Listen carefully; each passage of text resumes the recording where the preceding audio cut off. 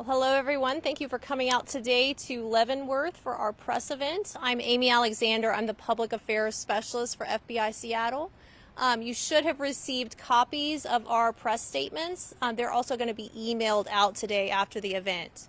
We're going to be doing a Q&A after we hear from our speakers. And when we open up for questions, please state your name and outlet before your question. Our speakers today are Peter Orth, and he's the Senior Supervisory Special Resident Agent for our Yakima and Tri-Cities resident agencies for FBI Seattle. We also have Sheriff Mike Morrison here today to speak with you. And so now I'll invite our speakers up to the podium to say a few words. Thank you.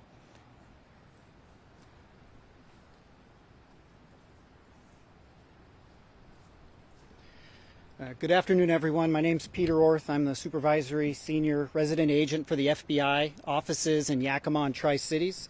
Thank you for joining us. The media is very important and plays a very important role in the ability of law enforcement to push information out to our communities. So thank you for helping us spread the word. At this time, the FBI is conducting a grid search operation today and tomorrow near the Rock Island campground. But I want to be clear that currently we have no evidence that Travis Decker is alive or dead. But we are conducting a grid search operation over the next 2 days. It's currently taking place right now. We hope to find evidence that will lead us to Travis Decker or any information regarding the murder of his 3 daughters. By thoroughly searching and documenting the area, we can help prevent the need to review the area in the future by collecting all possible evidence. Today there are nearly 100 FBI and partner agencies personnel on the ground to participate in this search operation. We have specialty teams from the federal government and local partner agencies all deployed here today and tomorrow for this operation.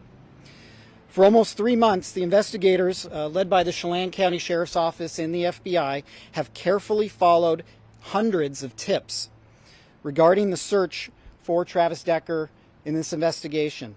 It's taken us over rough terrain, difficult areas, multiple states, remote locations that are inaccessible. The residents and visitors of Chelan County know very well that these areas are covered with vast dirt roads that stretch for miles, no cell phone service, and many other challenges. That effort gets more difficult as time goes on. The elements bury, they carry away, erode the very items that we're looking to seek and capture for the investigation. Our search teams today are out in 90-plus degree weather trying to gather all this evidence. FBI Seattle wants to assure the communities in Leavenworth and Wenatchee, as well as Chelan County and Washington State, that this case is a priority for the FBI. That is why we're here today. This is a beautiful area in which a heinous crime occurred. We are here to seek justice for Peyton, Evelyn, and Olivia. We are here to find answers for their family, friends, and the community. And we are here to hopefully provide some measure of closure to their loved ones in this senseless tragedy. We want to thank all the hikers, campers, and the community for their patience as we had to close down a very popular area for recreation. I would ask people that were inconvenienced by this to consider themselves indirect contributors to the search operation. To the community, if you find any information that you think is helpful to this investigation, we're directing you to the U.S. Marshals tip line. Please report any information you feel is appropriate for the investigators to the U.S. Marshals. And Sheriff Morrison has some comments.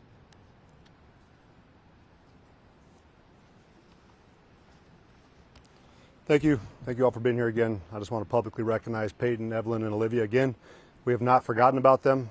We still send our thoughts and prayers up to them. We're thinking of their family during this time. But more importantly, I just want to say thanks to the Seattle office of the FBI and all the partnering offices that have also come out to support this current operation. We've made it very clear over the last 3 months that we have not given up. We've continued to track down leads. Our investigative unit continues to follow up on evidence that's coming back from the Washington State Patrol. We thank Chief Batiste and his agency for, again, being a valuable partner. You see them out there again today. I'd also like to thank the U.S. Marshals Service for also being out with us during our search. I'd also like to thank the Yakima County Sheriff's Office, the Yakima Police Department, the Spokane County Sheriff's Office, and our agency for being out there, along with the U.S. Forest Service, the U.S. Army's Criminal Investigation Division, and Central Washington University's Anthropology Department. Again, we recognize Chelan County Sheriff's Office as a medium-sized agency. We couldn't do this investigation on our own without our partners coming alongside of us, providing us the resources we need in order to give the kind of investigation that these 3 young girls deserve, their family deserves, and more likely that our community also deserves. We want to bring closure. We want to bring answers.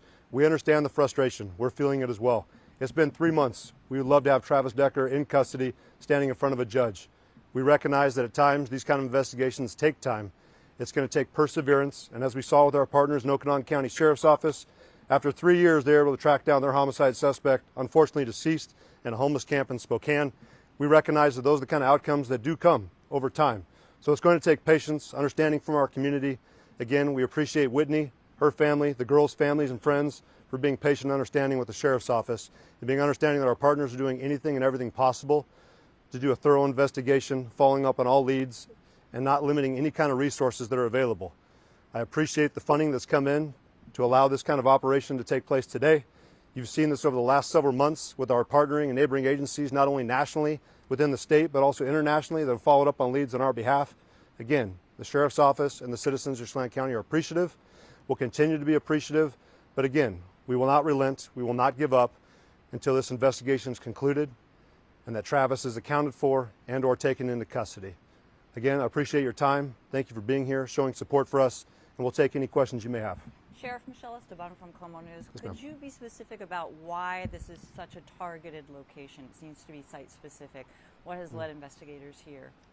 Absolutely. So this is the primary area where the initial crime took place. We've had our agents, our investigators, along with the U.S. Marshals Service and our volunteer search and rescue team that did a thorough grid search around the initial campsite. We had our investigators embedded in with that process.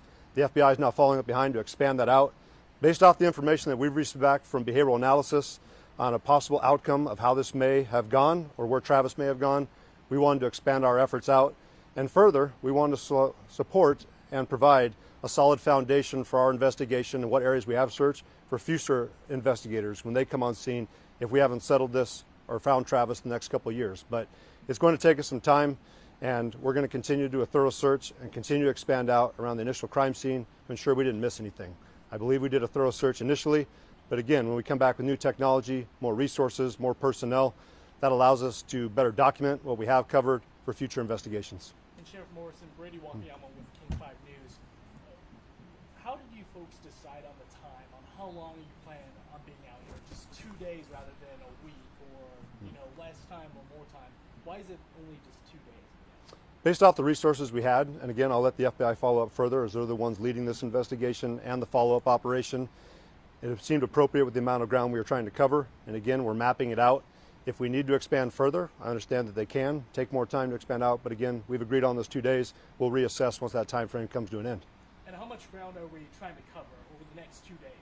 As I understand it, we're going about a quarter-mile radius around the campsite. If we need to expand out further, we will. Based off investigations and follow-up we've done with the U.S. Marshal's Office, looking into similar cases, we found that historically and typically that you found the homicide suspect and those responsible within a quarter mile of the scene, either alive and or deceased. Is there any new evidence that you've uncovered that you can share with us that led you to this location? No, again, it's just due diligence, making sure that we're checking our boxes and doing everything we can to best map it out in the future in case there comes a time where I'm not in office or our investigators aren't in office. It's well documented. There's a well-established history. Anyone can pick up where we left off. We saw this with the Green River Killer case. This started in the early 80s, expanded out in the early 2000s. I can tell you that a lot of the investigators that were assigned to that case had long since retired once he was taken into custody. Again, we want to lay that kind of foundation in case our investigation goes that long. But we remain committed and going to make sure that we do a thorough job. Sheriff, are you guys still using the air resources as well, or is this all a foot search today? This is all ground, but we do have air resources if we need to call them back in. And we appreciate the FBI for taking point on that. We also appreciate Spokane Police Department that brought their drone unit before. We've had our drone unit out, along with Spokane County, Snohomish County, King County, our air units, and Washington State Patrol's fixed wing. So we know if we have to call upon them, they will be available. But at this time, we understand that getting boots on the ground and into the thicker brush is probably our best point leading forward. Sheriff, is there kind of a rush to get out here and possibly try to get things settled? I know that your busy for the next 2 days, but Memorial or the next holiday is right around the corner. Do you guys foresee maybe taking the rest of the week, expanding into other areas, or is this just going to happen over the next few days and then we're just going to wrap up before the holiday? We've never been rushed. So this is an investigation looking into the homicide of 3 young girls. If it requires us to expand our time out on the ground further, we'll do so. We're going to start off with 2 days. We understand that they're limited resources. These are taxpayer dollars that we're utilizing. We're not going to be wasteful with them, but we're going to make sure to be thorough. If we need to go out to the end of the week, we will. The holiday weekend is not going to obstruct our investigation or slow us down. We understand it may be an inconvenience for those who want to come here and recreate. We are a tourist destination. We recognize that, but we're also 2,900 plus square miles. There's other places to camp. We appreciate the community support, those visitors' support, and we understand this does present an inconvenience, but there are a lot of other areas where you still can recreate, camp here within our county. We welcome you, but for the time being, that area is closed for our operations, and if we need to expand out, we will, but we've never been in a hurry. We're going to be thorough, we're going to be detailed, because justice remains on it. So it depends on us. We want to make sure that we're doing everything possible to present a strong case when we get to court. And Sheriff, you may have mentioned this before, but what additional resources are in this search versus previous ones? What's the difference? I'll allow the FBI to expand out more on what they've brought to the table, but I can tell you just the resources available from the units that are coming in. I've cited the U.S. Marshals Service, the FBI. This is the first time that I've seen the U.S. Army's Criminal Investigation Division on the ground too. We've had electronic sniffing dogs, we've had specialists in different fields. So we're just expanding out with what we have available to the criminal justice system, and that's not available to the Sheriff's Office. And again, we couldn't do this without the FBI's support, and we're grateful for that. You might be repeating yourself, but would you mind just sort of emphasizing what role the FBI will play and how they're going to take the lead in this search and why? They are the leads in this search. They're the ones who put forth the personnel, the funding, the coordination, the logistics. Again, we thank them. We appreciate them coming all the way over here and doing this. We understand what kind of a time consumption this is, what a resource consumption this is. Again, we could not do this without our federal partners. We're thankful for our federal partners, FBI, U.S. Marshals, Homeland Security Investigation. We've had Border Patrol out here assisting us as well. Just thankful for our federal partners, our local partners, our state partners, and we'll continue to work with them as best we can. Can you talk a little bit about, I mean, the slightly emotional side? You know, it has been almost 3 months to the day at this point. We're still looking. This is still something that people think about every day as households. Can you talk a little bit about maybe if it's a little bit defeating to still be doing this today? It's not defeating for us. We don't give up. We understand that the girls would not want us to give up, but I did talk with Whitney last night over the phone. I get her frustration. Of course, she wants the kind of closure where we can locate Travis and bring him to justice. And we also understand that our community is frustrated. We hear the comments back from the community as well saying, why haven't you guys found him yet? And of course, bringing up suggestions, we hear you. We're trying our best. We're doing what we can with the resources we have. We don't get frustrated though. We're not going to give up. We understand this could take years, and we'll be here. If it's not me wearing this uniform, it'll be another Chelan County Sheriff's deputy. It'll be another FBI agent. It'll be another U.S. Marshal. This is not going to go away till Travis is located. And again, we're going to continue to persevere, grind on, and we will find him in one fashion or the other. Can you speak a little bit? Current award that the U.S. Marshal Service is offering is $20,000, and I know I've heard calls from the public, why don't you raise that amount? Again, we don't control that. We appreciate the U.S. Marshals for putting in the work that they have. Having Travis be in the spotlight that he is in, and also the funds that have been made available to turn him in. I don't think there's anything saying that members of the public couldn't come up with their own funds to offer up, but again, I would tread lightly in there because fraud is a real thing. But again, we're pursuing forward with justice. We hope that individuals do take the award as a serious offer, and we'll continue to work with the Marshal Service. If we're able to get additional funding, we're grateful for that as well. Can you speak a little bit to, I know we've talked about the terrain extensively, his military training, but what is the likelihood with the type of weather we've experienced that Travis Decker is alive at this point? Yeah, we'd never presume that he's alive or dead until he's accounted for, found in one fashion or the other. I've said it before, I don't believe he's special in any way. He was part of the military. I appreciate his service. Right now, he's a criminal at large. He's wanted for murder and kidnapping. We have other individuals on the ground that are more trained. Our instructors in this field are actual survivalists, and I feel like we have the right members on our team, and he's got a lot of people hunting against him. I've said it before, he's got to be perfect every single day. We just have to be perfect once, and if he is still alive, I got to imagine he's pretty tired by now. But we understand the likelihood that there could be a potential that he is deceased, But until we find them, alive or dead, we're going to continue to search. Question for Agent Orth, if I could. Sir, the question was asked, sir, about resources. Jefferson Robbins with NCWI TV. The question was asked about FBI resources, and I know this is characterized as a grid search, but can you say anything about the people involved in the grid search? Are there people with specialties, special skills that you wanted to have for this operation? Yeah, absolutely. So we brought in people with specialty skills. The FBI maintains what's called the evidence response team. We have many of those individuals embedded with the teams. We have members of the FBI SWAT team embedded with each of the search teams that are out there. And to be clear, there are a number of search teams that are searching this area. It's not one big team moving around. It's several smaller teams. So we have those experts there. We have experts from outside agencies that are here. So we have electronics experts currently on the ground right now at the Rock Island Campground. So any possible investigative or search personnel that would bring an expertise to the table, they are here today. The notice of the closure of the Forest Service area came out on Friday. How far in advance was this operation planned?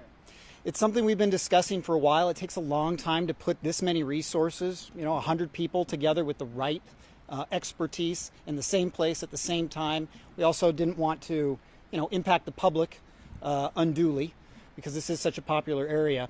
So I would just say weeks and weeks. This has been in the works. Maybe actually more than that. Were you counting on this weather? We'll take it. We'll take it. And once more, when do you guys plan on reopening this area? Obviously, Yeah. as we discussed, potentially 2 days to start, potentially longer, but what about now? So right now the game plan is for the area to be reopened Tuesday evening to the public. If we will change that if something during the search dictates that we need to. But at this point, it will be reopened Tuesday evening. And around what time? Do we have a Yeah, the Forest Service websites post a specific time. I believe it's roughly 5 o'clock. The Forest Service website has it for sure. When we're talking about this search, is it day and night, or are we doing like a 9 to 5 search? What does that look like? So it's more daylight hours is when we're searching. Even though it's really hot, we're searching daylight hours. We are going to have personnel overnight at the scene, but they will not be conducting the search. But it's daylight hours searching. That gives us the highest probability of spotting something visually because this is just an old-fashioned ground search. As Sheriff said, boots on the ground, eyeballs looking at the ground. And for anybody who's gone into this area and hiked, they know it's thick and dense. For anybody who's gone into this type of area and bushwhacked, which is what the teams are doing now, they know it's incredibly intense. And so it's just very manpower intensive. And you say overnight personnel, what's their role in all this? Scene security. Yeah, the scene is locked down. We don't want people coming in at night. So we have personnel who've locked the scene down. Is it unusual for the FBI to be involved in a search like this, and why or why not? No, it's not. This is a federal crime. There's a federal warrant out for Travis Decker, and so it's not unusual. The FBI can bring, as we've talked about today, a tremendous amount of resources to these problems. A rural area, remote, no cell phone service. We can bring those resources to the table. We can partner up with our law enforcement partners to be force multipliers. But at the end of the day, there's a federal crime, several federal crimes that have been committed, and so we're shoulder to shoulder with the sheriff's office. Okay. Why now? It's been almost 3 months. You guys have gone over this a few different times. Several agencies have. You've gone back to Rock Island a few times. Why now? Do you think you'll actually find something different? Well, we have to believe that. Yeah, there's nothing wrong with being. You can't be too thorough in a search like this. Like I said, it is such incredibly dense vegetation that anybody who walks down one of these trails could walk 10 meters off the trail and no one would ever know they're there. And so by coming in with a very, I would say, sophisticated search operation where everything has been divided up by GPS coordinates, responsibilities have been divided up very specifically. It's going to be documented electronically and visually what ground has been searched, what's been cleared, so that potentially future teams that come in don't need to go over the same area. Is there a fear that it's too late? I mean, there's been campers there. There's been people walking through that area. Evidence stomped all over potentially. Is it too late? No, it's never too late to go look for evidence. So no, we don't feel that way. So I just want to be clear, is there a break in the case here? Does that have anything to do with why you're targeting this area? Or is it what I'm hearing? We just need to be abundantly thorough and cover that grid, which we know we can do in 2 days. We need to be abundantly thorough and cover that grid very, very thoroughly, because the overgrowth, things on the ground get grown over very quickly. So we just want to be very thorough. There is no break in the case, to use your term. Okay. And the equipment they're going to be using, is this just like machetes? I mean, are they bushwhacking through?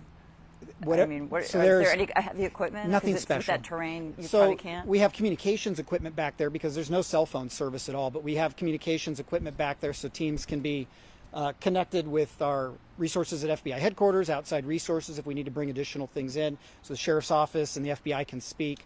But really, it is old-fashioned hard work, people walking through the woods, looking at the ground within sight of each other, not missing a single square foot, to make sure that this area that we were responsible for has been cleared and there is nothing of interest here. We need to now look somewhere else. Okay.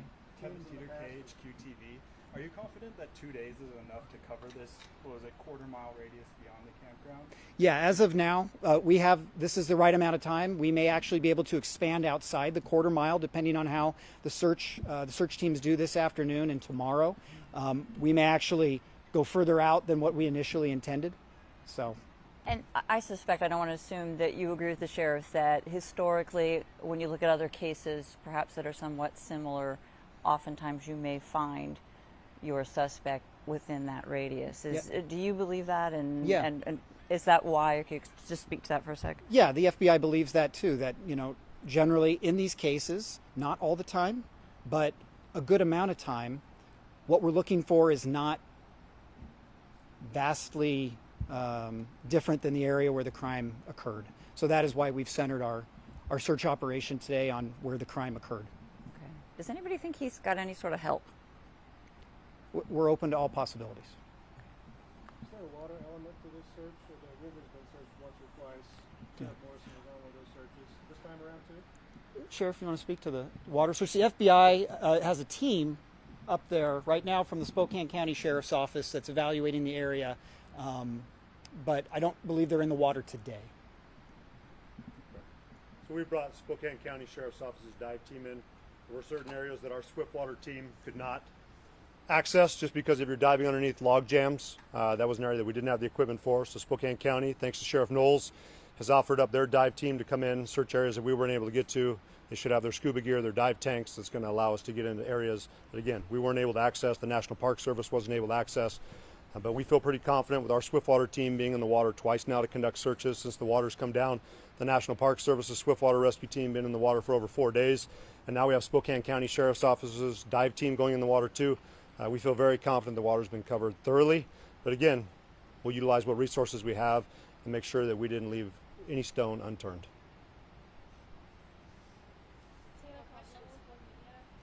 Beyond the grid search, do you guys have any other specific areas that you're keeping an eye on that are identified? So for today, the operation is the grid search centering at the Rock Island campground.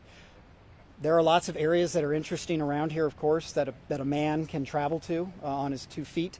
But today we're just focused on the Rock Island campground area. I have a question. Sir. Scott Hobson with Fox 13. When you're, maybe not this case necessarily, but in your past experience, what kind of clues might you be looking for? Like maybe perps lose ball caps or shoes or something. Yeah. We're looking for anything interesting that is in the wilderness that would be left there by a person, specifically a man trying to evade law enforcement. So we're looking for anything. Have there been any recent sightings? Pardon me? Are you guys still hearing from tips on that tip line? I'm sure it's died down. Yeah, absolutely. Tips still come in, and every one of them is evaluated. Like I said, the FBI and partner agencies, the Sheriff's Office, the Marshals have cleared literally hundreds and hundreds of tips. One by one, an agent or an investigator or a team of investigators is clearing each one of those tips. They are still coming in, yes. Have there been any sightings recently in this area that we might not know of? Not from the FBI's perspective. I don't know, Sheriff, if you followed up anything recently. So we've had reported sightings. We've had our partnering agencies, and of course our agency also tracked down. They have not turned out to be Travis, but again, we appreciate the community remaining vigilant, reporting it to us, and again, we're not going to overlook any investigation or tip that comes in. So we get it. Just our most recent sighting that we documented over there in Idaho. Clearly, that did not turn out the way we wanted to, but we appreciated the public again being aware of what was going on. Most recently here, I was talking with the sheriff with King County. It sounded like one of their council members had also viewed someone potentially when they were out hiking the Pacific Crest Trail. King County Sheriff's Office went out and did a follow-up on that. We appreciate it. We know they're spending around 12 hours more, from what I understand, doing a search, following up on that information, but again, it didn't pan out. But we continue to get it. Even today, as I was going through my mailbox, we had a couple more potential sightings that came in. We'll forward it back over to our partners with the U.S. Marshals Service and our investigators. But we do have things that we're following up on, and again, we appreciate the public for helping us out. Sheriff, would you mind just reminding me, has there ever been a sighting of him right in that Rock Creek campground, Rock Island campground, after the bodies were recovered? There was one potential sighting that we had with our search crew when they were up in the Enchantments area in the helicopter. We did track that down, but I'd also point out when Kittitas County, thanks to Sheriff Myers and his staff for following up and helping us out, they had an individual that was a potential sighting that took off running from them. They did catch up, and unfortunately we just found out it was an individual who didn't like law enforcement. I don't think it's the first time we probably experienced that in our careers, but we get those kind of incidents as well. Okay, thank you. Yep.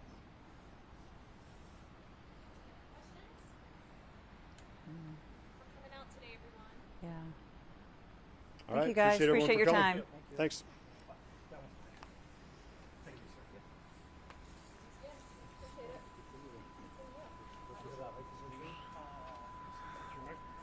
So I thought we were going to